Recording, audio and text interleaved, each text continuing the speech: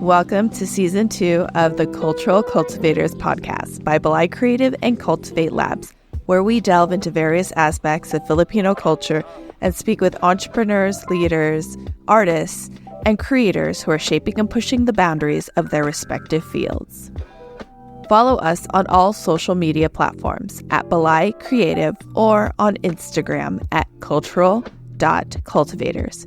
Creative and cultivators, both with a K.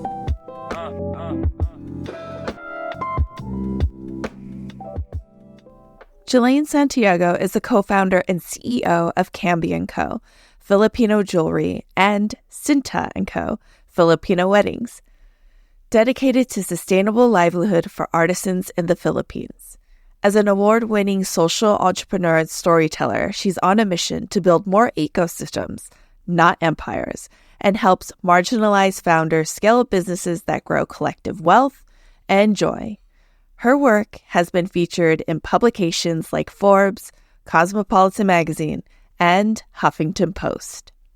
In this conversation, Gelaine tackles big questions in addressing the colonial mentality embedded in the fashion industry and investigating the ways that entrepreneurs can disrupt and dismantle the system they currently occupy.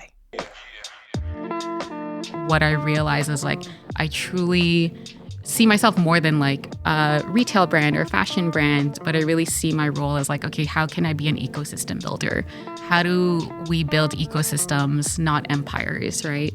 And this is something I talk about all the time, and we talked about before this podcast, but how do we get our community to move away from this idea of this hyper-capitalist model of building these businesses that benefit those of us on top at the expense of everyone else below us along the way? And how do we build something that's actually really rooted in uplifting the whole community from a place of collective joy, collective care, collective wealth? Also in this conversation, we talk about what it means to wear your heritage while reimagining what it is to be proudly Filipino. You can follow Gelaine on Instagram at Gelaine Santiago and discover Cambio Co at Cambio_Co.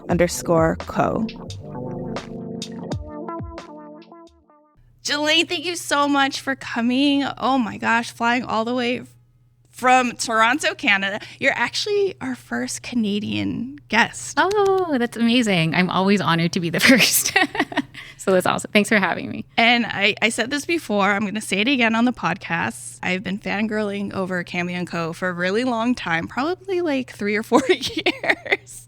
So it's a dream to host you here at Belay Creative, for you to be here in the Soma, Filipinos Cultural District, and to hear more about your story and the thought process and the heart and the intention behind your business and your company. But before we get into all of that, I always ask this question for all of our guests, and it is, which ancestor or someone that has transitioned would you like to call into the space today? I'd like to call 2 ancestors.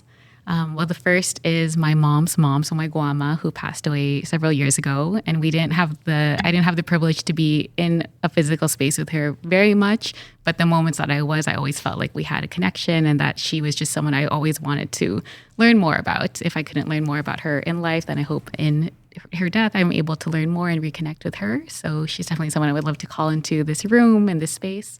And the second ancestor is actually my cat, Remy, who is the closest I'll probably ever have to a son in my life. And it'll have been 2 years since he passed or transitioned on August 19th. So he's someone I think about all the time and who's taught me a lot about what love is and has actually influenced a lot of my activism work, as funny as that might sound to some people. But I would love to call him. He's always with me. So. Oh, 19th's coming up. Yeah. Oh, he's close. Yes. Yeah. I love an animal spirit coming in. Yes. Yeah. He's my animal spirit guide for sure. Yeah. So, yeah. And sort of like a grounding force, I feel like. Mm-hmm. Yes, we love it. All right. The idea of Cambio Co came to you during a trip in the Philippines in 2012. So what made you decide jewelry of all things, and how did this come about? It was definitely not a linear process at all. And so even from us deciding to start a business to becoming focused on Filipino products to Filipino fashion to Filipino jewelry was this very long process. So for context, we just turned 9 years old this year. Like next year is actually our 10-year anniversary. And I feel like for at least half of that, we're like, I don't know what we're doing. I don't know what this business is going to look like. And it was really just kind of listening to the community. And I love what you kind of said before the podcast about letting the ancestors and the spirit kind of lead you. I really feel like that's what the journey has been over the last like 9 or so years. So in terms of kind of what inspired or sparked the idea was that trip back to Philippines. I was born in Bulacan. That's my dad's hometown. And then we immigrated to Toronto in Canada when I was about 3 years old. So I pretty much grew up in Canada and not very connected to other Filipinos. So the first time I was able to go back to Philippines was actually when I was like 22 years old. So that was like from 3 years old to 22 years old. That was a big gap of not being able to be back in the motherland and just also not knowing very much about Philippines or about my family. And so that trip back to Philippines when I was 22 like was a really eye-opening experience because I also realized there's so much that I don't know about myself. There's so much about my family, like family members I didn't even know or who I had only known by name. And so that really sparked such a big awakening for me of like, there's only so much I can know about myself if I don't know what my culture is or if I don't know where I come from. So that was kind of that moment of awakening. And then at the same time, I had been always really curious about business and just about different like social enterprise or social impact models, just like kind of curious about what was happening in Philippines. So on that same trip, my partner Jerome and I, who's my co-founder with Cambio and also my husband today, we kind of just started exploring like what does the entrepreneur scene look like in Philippines and kind of what's going on there. And what we realized is like there's actually a really vibrant community of entrepreneurs in the Philippines, but also specifically social entrepreneurs and people trying to use business as a way to create livelihood for traditional artisans, trying to, really address very deep-rooted societal issues and social justice issues in the Philippines using business as a tool for activism. And that was so fascinating for me because I also didn't grow up, not only did I not grow up very connected to other Filipinos, but also like I think for many of us can really identify with this of just not seeing Filipino representation and not seeing business owners, especially as Pinay. As a Pinay, to see a Pinay business owner who's not just running a business, but actually like creating something that's for the community and doing it in such an empowering and beautiful way. That was real. Like that trip back to Philippines allowed me to learn about those kind of businesses that existed, like Antel Fabric Gallery, who is amazing, Anya and her team, Reese Fernandez, Ruiz from Rags to Riches, who've been around for like at least 15 years now. So those were really the role models early on that I was like, I want to be part of that. How do I be part of this ecosystem? How do I contribute to it? And so that kind of was like that seed that was planted. Lots of things happened in between, but that was kind of the inspiration of creating a business focused on products in Philippines and really celebrating Filipino craftsmanship and sharing it with us in the diaspora. And then the jewelry part was like just a lot of testing and in between, and people started calling us like, oh, Cambio Co, the Filipino jewelry brand, or like Cambio Co, Filipino jewelry. And I was like, we have other products too. But at some point I was like, okay, like people keep calling us a Filipino jewelry company. Like, okay, let's do it. Let's go all in on Filipino jewelry. And that's what we did. And I feel like that's kind of been the journey over the last few years. It's just like, what does the community tell us? Like, what are they saying about us? How do we continue to always be like tapped in and just like let the community lead us? And that's really where we got into today. Oh, I love that. Let the community lead us. I think I was in the same boat. I didn't visit the Philippines for the first time until I was like 24. There's like that huge gap. And then when you get to the Philippines, it's one, a culture shock, but also two, you leave with so much curiosity and this want to connect back and root back. So to do it in fashion and also to uplift and amplify the fashion designers and the folks back in the motherland who are doing the thing, that's so beautiful. I really have to give you your props. Oh, thank you. Thank you. So how does that decision making start? Like, how do you decide out of all the folks who are artisans and jewelry makers and maybe even fashion designers, how do you pick who you put on your website and who you collaborate with? It's a process for sure. And there are people that we, thought we could work with or that we had like really high hopes for in terms of partnerships that just didn't end up working out. And then there are other partnerships where we're like, we're not really sure. Let's just kind of see, that ended up being some of our best partners that we've been working with for years. So a lot of it has been testing and kind of iterating and just experimenting together. But really, like, there are core things that we look for in terms of our partners. So one is obviously just at the heart of it is, are they committed to sustainable livelihood for artisans, for people back in the Philippines? What's the point of creating something if we're exploiting our own people? So that's really at the heart of it, is like, are you committed to sustainable livelihood?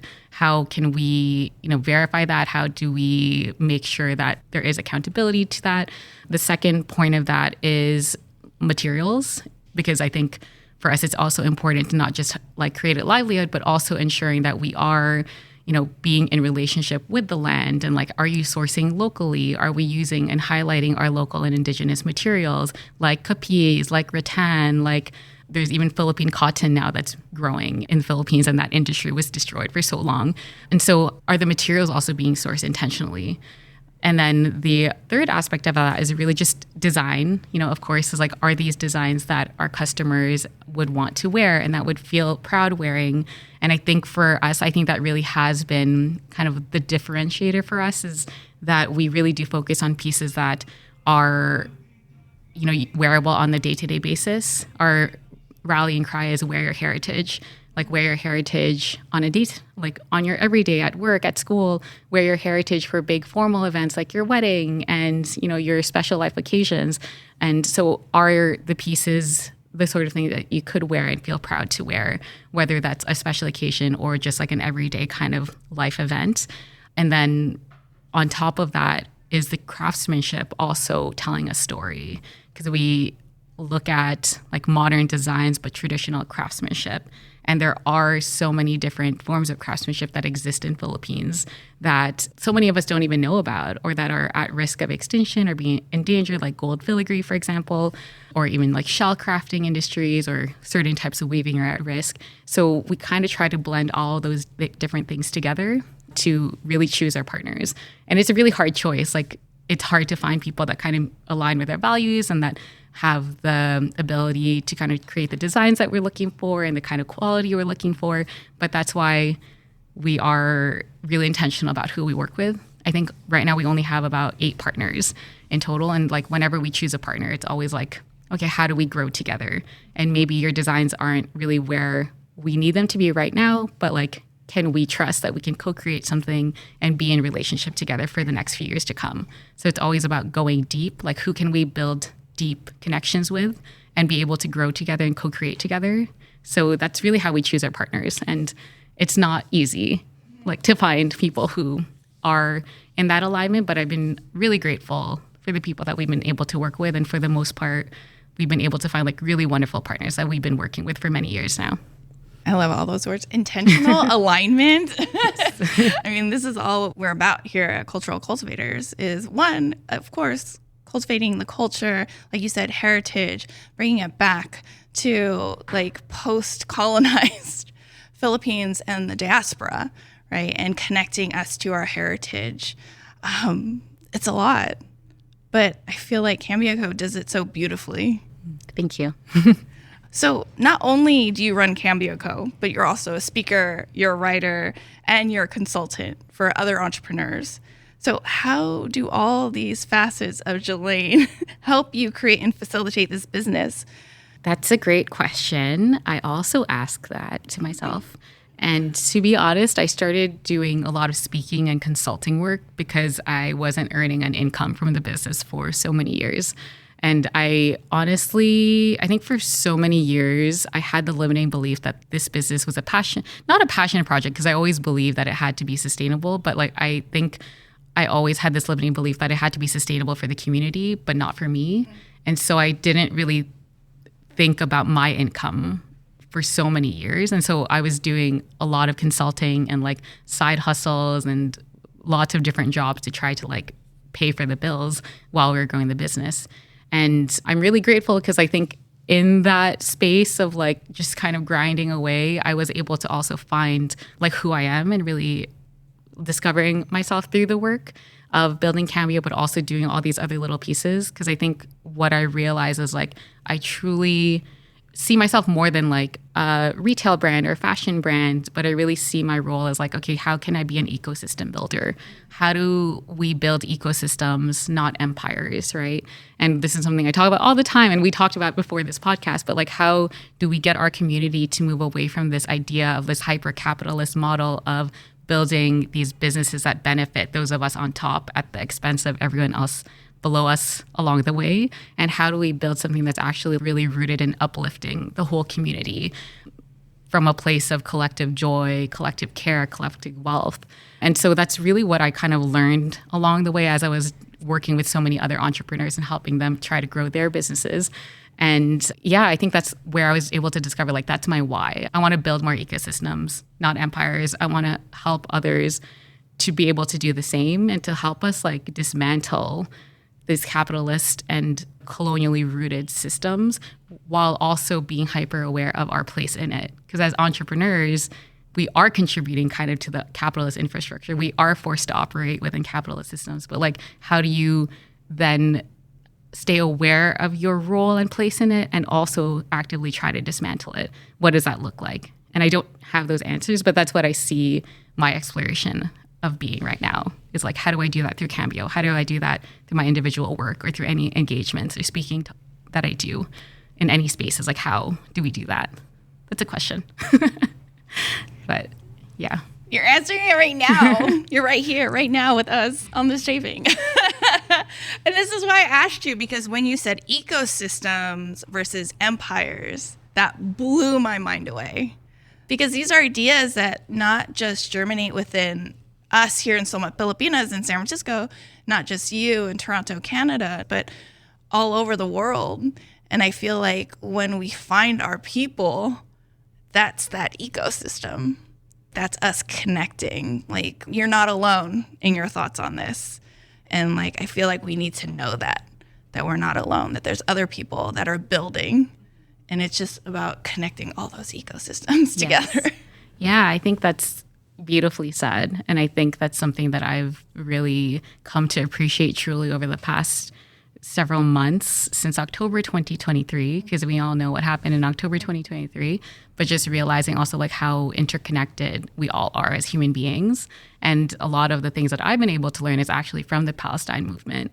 And just even we talk about planting seeds, like literal seeds that we plant. Like one of my friends who's Palestinian talks about the significance of olive trees in Palestinian culture, because you plant an olive tree and they take like 10, 15 years to really grow. And you plant that tree with the intention that it's going to fruit for the generation after you. And you're cultivating it and taking care of it, not necessarily for yourself, but for the future generations. And I think that's just such a lesson that is inherent in all cultures, really.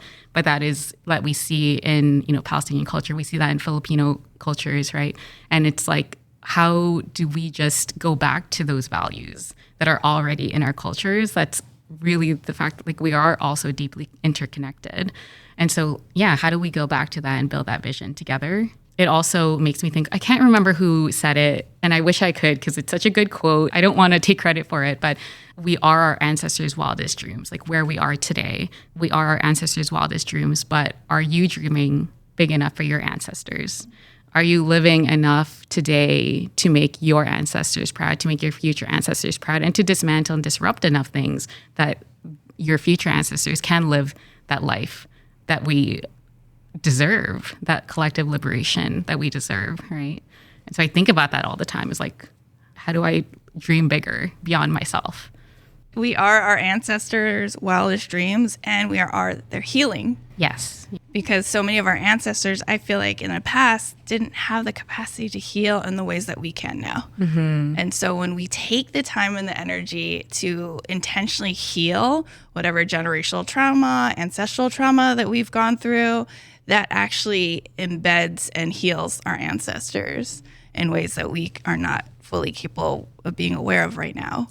And then it also, for our descendants, because we're stopping those toxic patterns of whatever it is, colonialism, sexism, whatever the isms, toxic masculinity, colonization, capitalism. So 100%. Yes. Are we dreaming big enough, not only for our ancestors, but also our collective healing? And I love what you said about that is a question.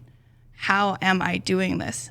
And I think when we move forward in anything we do, whether it's art or business, like we talked to Syrup Shop a couple episodes ago, and they're also another food business that's disrupting things in the food industry. And are we intentionally choosing, even just the day-to-day, they talked about not being open on Wednesday evenings so that they could intentionally be a family together and have family dinners. And other people in the community were like, you have to be open Wednesday evenings because how are you going to make money? And for them to like intentionally choose that for themselves, it's like, that's just a small choice, but that's how we do this. Yes. Yeah. Yeah. I think something I wish more of us knew is like, it's totally okay to say no to the things, even if people in your own community are asking you for it. Like you get to choose yourself first. And someone also said, I'm really bad at attributing quotes, but someone said like community first also means you, right? And I think that for people who are working in service to the community, we also need to make sure that we are protecting our energy, and being able to show up in the best way that we can for the community means also making sure we're filling ourselves up first. And I think that's something I wish more of us, especially as Filipinos and Filipino women specifically, like Pinays, especially the eldest daughters. I always just want to give props to the eldest daughters. I'm a middle child, so like I owe a lot to my ates who put up with a lot so that I didn't have to. But like, you know, we are conditioned to just like say yes and to give so much. But it's like, how do we also unlearn that? And how do we unlearn that from a place of community care, right? Like I think those are such important things for us to be doing as a community. As a mom, I felt that in my soul. Yeah. How do you do it? How do I do it? I think I've learned to have much better boundaries than I used to. And that was a lot of mindset work and like working with coaches. Just shout out to Nadia Diala, who was like my first ever coach that I hired for anything, and Allison Carpio. But like just even getting that support also taught me like, oh, like I'm allowed to say no. And it also means I'm allowed to say no, even if it means my business will grow more slowly, even if it means that I'm going to miss out on certain opportunities. I am allowed to put myself first, and I'm also allowed to put my family first because I do run the business with my partner. And the decisions that I make for us when I say yes to things, it impacts the two of us. It impacts our relationship. Just as an example, we used to do so many events and pop-up markets all the time in the first few years of our business. And it really burnt us out. And so we made the promise to ourselves, like, okay, like we're going to stop doing these markets and we're going to just focus on online. Let's do what we feel like we're good at. And we really just focus online, and that allowed the business to grow a lot more quickly, which is very ironic. I think like a lot of people think you have to do more things in order to grow more quickly, but we actually did less and were able to grow more quickly. And then it's only lately that we started reintroducing the pop-ups and the markets again. We just did a really big one in LA, like our first event in the US ever, which was able to bring out like hundreds of people. But that was the first major pop-up we did after many years of not doing any. And it was also because we were like, okay, let's say no.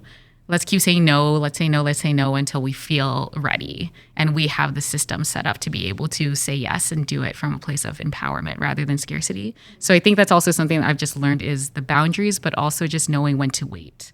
Because sometimes the opportunity might feel like the perfect opportunity, but if it's not the perfect time or the right time, that means it's not the right opportunity then.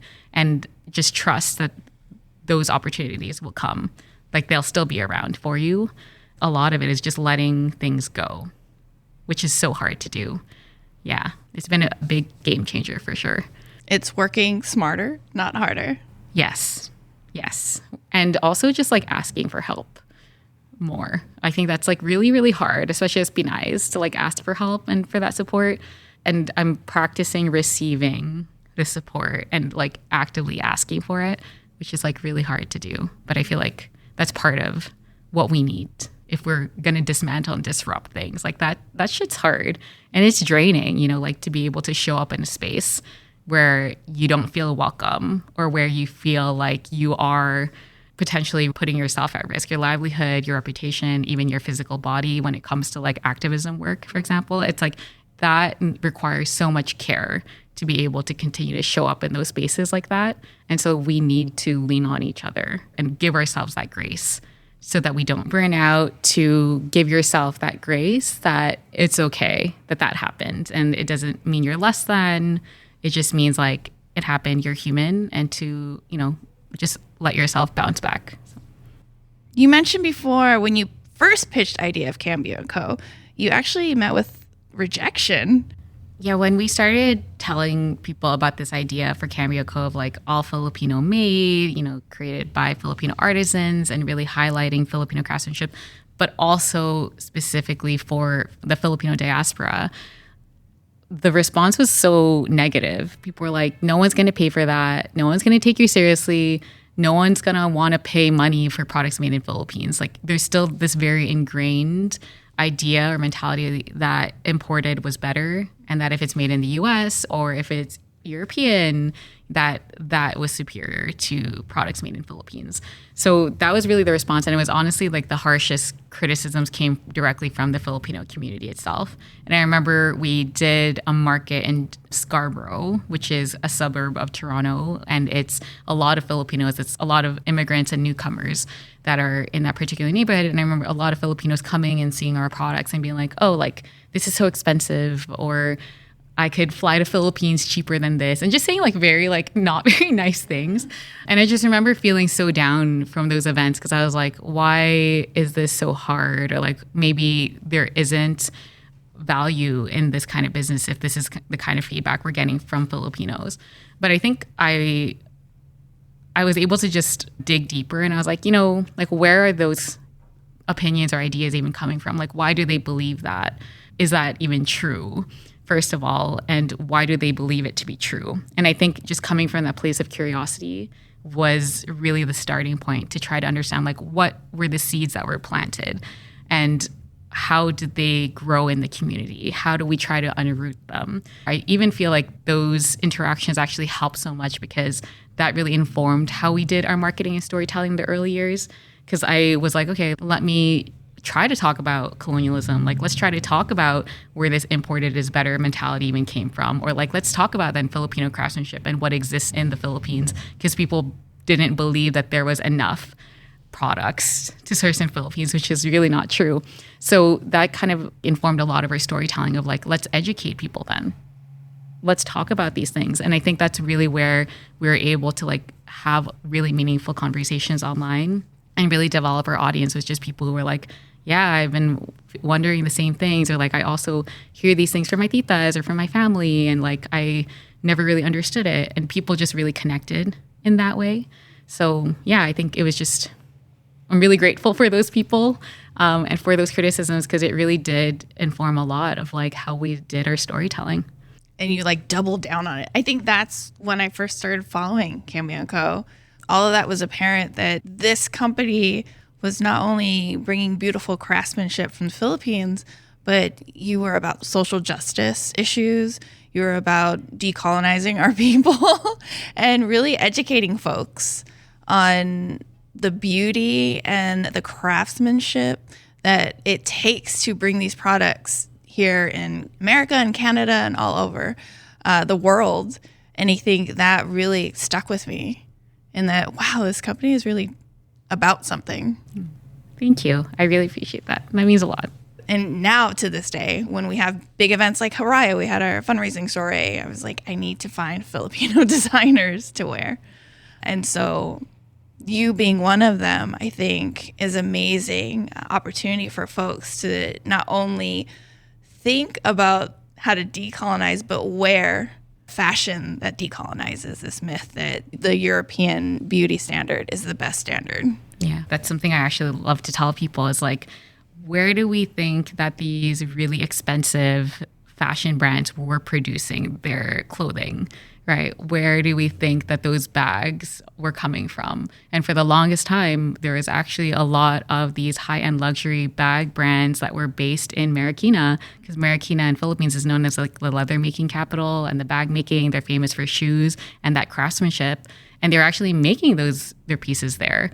And the reason that it's no longer being produced there and that a lot of these local industries and textile industries collapsed is because these companies were like, oh, we can actually go to Vietnam for cheaper, or let's start now producing it in China. And it's not an indication of quality at all, but it's just like, oh, they wanted cheaper labor elsewhere. So they think we're replaceable and we're able to find somewhere else. And so I think it's like, why do we believe so much that labor in Philippines should be cheap? Or why do we even believe so much that our products are bad quality when like these bag brands literally didn't want to produce their stuff with us anymore because we were too expensive for them? Like that really starts to mess with your brain when you start to think about that. There's just so much. I feel like it's really promising because things are really shifting and conversations are changing. And like there's Vogue Philippines now, which is focused on the fashion industry in Philippines. But they actually were hesitant for a long time to create a Vogue Philippines because they didn't think that there was enough fashion content in the country. And it's only in the last few years that like people really push. And now it's like Vogue Philippines has been doing so well. And the storytelling is so amazing because people are craving and hungry for this kind of storytelling, right? So yeah, I think it is just really an exciting time to just see us in the Philippines and from the Philam community to just be like reclaiming so much of what was taken from us and reclaiming our stories. Yes.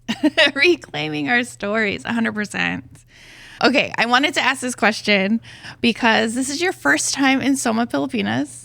And as someone who just experienced the Filipino-American scene in LA, who lives in Toronto, and also has traveled to Manila, what is your perception between all this Filipino-American culture and all these comparative ecosystems? Yeah, I'm really grateful to be able to like travel and to get a peek inside the different ecosystems because each one is so unique in its own way, and yet they're all super interconnected and there's so many overlaps and similarities. So just with Philippines, because we get to travel back almost every year, we meet our artisan partners, we meet different entrepreneurs, and it's a really wonderful community that we get to tap into every time we go to Philippines. So I've been really able to understand kind of the challenges that they have and also like what the unique opportunities are that they face. And I think the context is very different with the Philippines because Filipinos, if you're not including, indigenous people, some of whom may or may not identify as Filipino, but Filipinos as an identity is the majority in the country. And so the kind of conversations that people are having are very different.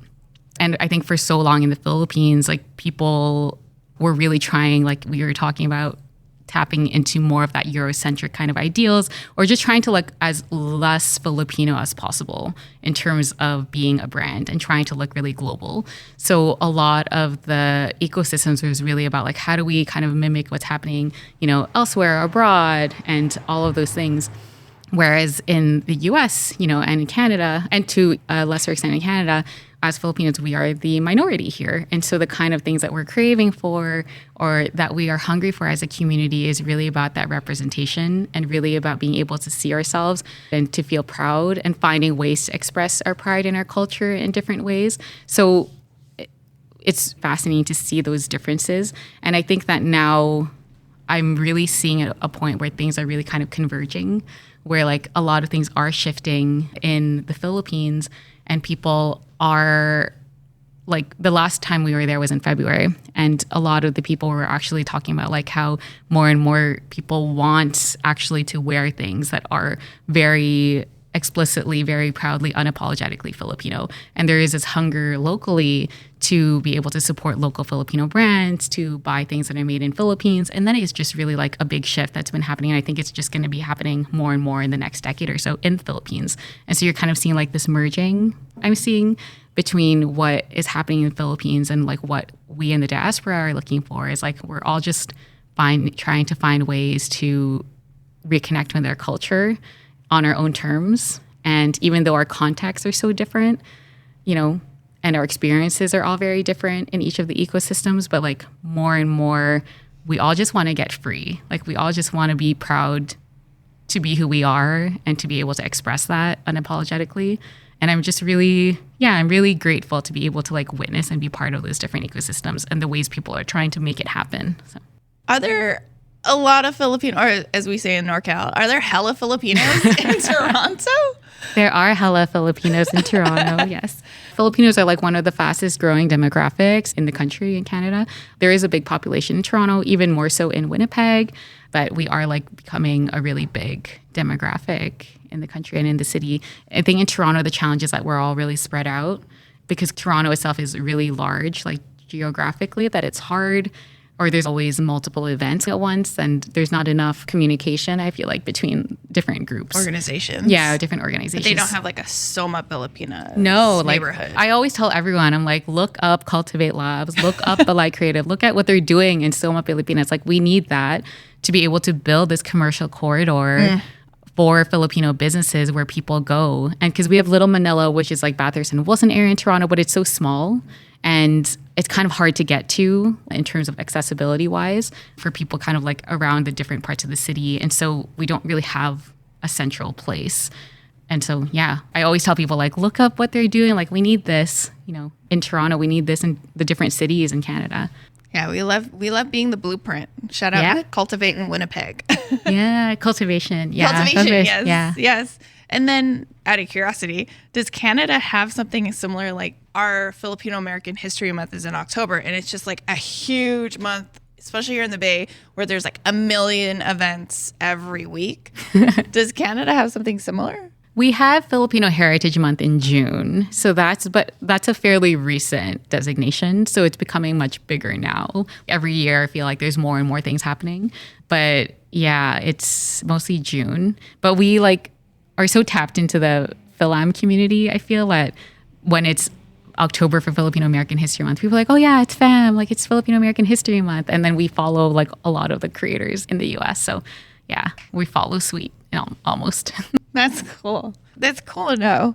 Okay, we're almost at time, but I wanted to ask for all the young entrepreneurs, business folks looking to break into diasporic and Filipino fashion industry, what's some of your advice you can give them, our business tips?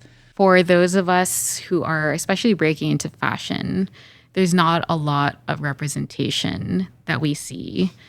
Everything still feels pretty new. And even though there are people who've been doing things for years, it still feels like such a new space. And I think because it feels like a new space, like that's a challenge, but it's also an opportunity.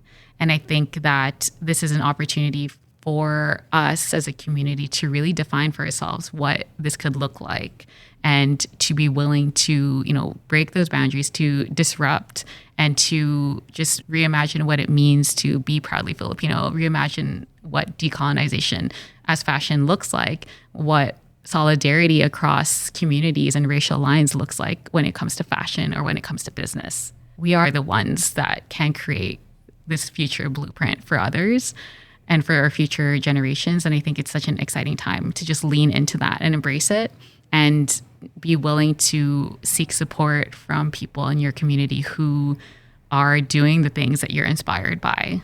Oh, such good advice. Yes. Well, last question we ask all of our guests, what are you currently geeking over? And it could be anything. Okay. Well, I'm really geeking out over Formula One. Formula One is just like something I'm like surprisingly really into, me and my partner, and I'm not a sports person at all, and I hate driving, and I like judge people who spend way too much on their car. So it's very surprising that I'm into this, but I really love Formula One. I really love Lewis Hamilton. He's like my favorite. Yeah, it's just a fun sport. So if you're into Formula One, I need more friends. There's a Pinay driver from the Bay, I think. Yeah, she's pretty cool. I think Bianca Bustamante. Yeah, she's super get her cool. on the podcast too. Oh my gosh, yeah, she's super cool. Yeah, so there's representation from the Pinay community. And what got you into Formula One? Yeah, it's like the most basic response, but it's the Netflix documentary. I'm in my era of like being really into sports documentaries. I don't know why. I think there's like an overlap with the entrepreneurial mindset. When I'm feeling really down, I watch like the most random sports documentaries. I was also really into like The Last Dance about like Michael Jordan and the Chicago Bulls. Yeah, and I was like, I want to be like Michael Jordan. And I really get inspired by like the most random things. So yeah, the Netflix documentary. And then also because like Lewis Hamilton was also the reason that I was like, okay, I want to keep watching because like I just find him really inspiring as a human being.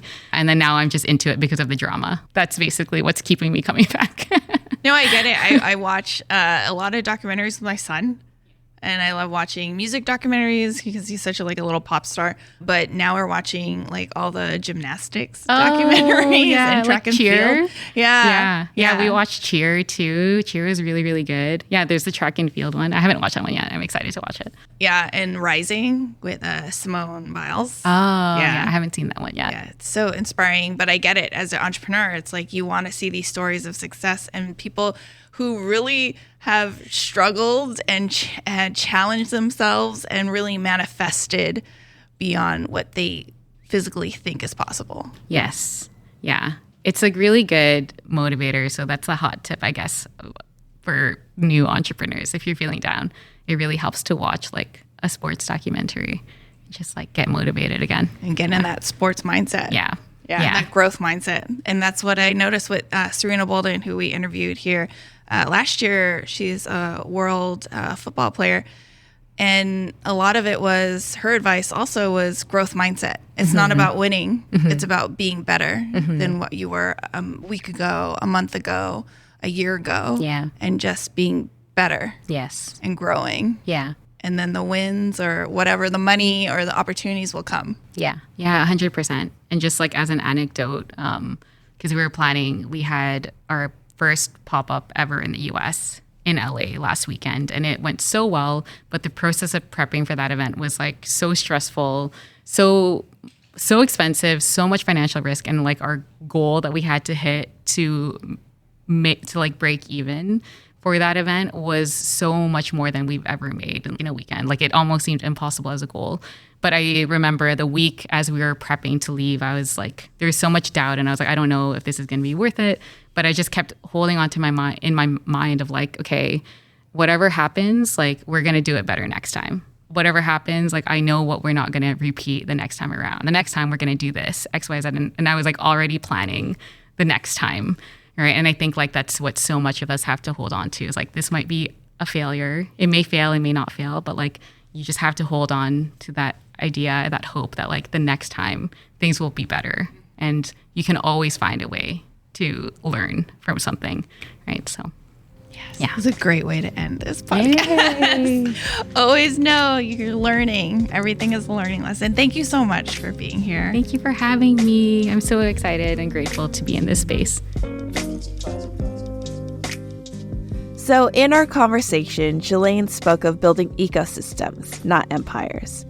What does that mean? It means prioritizing people over profits and dismantling the old ways of doing business. I think it's a shift from a world focused on me to one that's about we. I love that our conversation was a huge reminder that we don't have to choose between passion and profit. We can create businesses that are both fulfilling and sustainable. It's also about finding ways to give back to our communities, to uplift others, and to build a future where everyone has a chance to succeed. So, as most folks know, before the arrival of the Spanish colonizers, the Philippines was a tapestry of diverse tribes, each with its unique culture, yet bound by a shared Bayanihan spirit. Bayanihan is a Filipino word that refers to a spirit of communal unity, cooperation, and helping others without expecting anything in return. And I personally believe that this is the essence of communal cooperation, of working together for the common good. And I really think it's ingrained in all of our DNA, underneath all of that colonization and colonial mentality. Our ancestors lived in villages where everyone had a role. We were a tribal people, and there was a sense of interdependence, a recognition that each individual's contribution was vital to the community's survival and prosperity. We shared resources, knowledge, and labor, and that was just the norm, not the exception. So I think Gelaine's desire to create an ecosystem rather than an empire is a modern-day reflection of this ancient wisdom. It's about recognizing that success isn't solely measured by personal wealth, but by collective well-being. It's about building businesses that uplift, not exploit.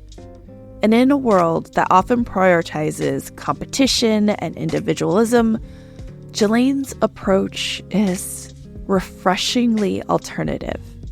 By embracing this Bainian spirit, we can create enterprises and businesses that not only generate profit, but also contribute to the betterment of our society. Just as our ancestors flourished through cooperation, we too can create a thriving society by fostering a culture of shared prosperity. And Gelaine's journey, I just think it echoes this ancestral wisdom, reminding us that by cultivating community, empathy, and shared purpose, we could forge a future where progress and compassion coexist. And in doing so, not only are we fulfilling our ancestors' wildest dreams, but we are laying the foundation for future generations. Cultural Cultivators is hosted by me, Nicole Saliver. You can follow me at Kindred Kapwa or follow us at cultural.cultivators on Instagram. This podcast is co-produced by John Reyes, Kindred Kapwa, and Balai Creative, and it is a product of Cultivate Labs. Stay in touch at balaicreative.org.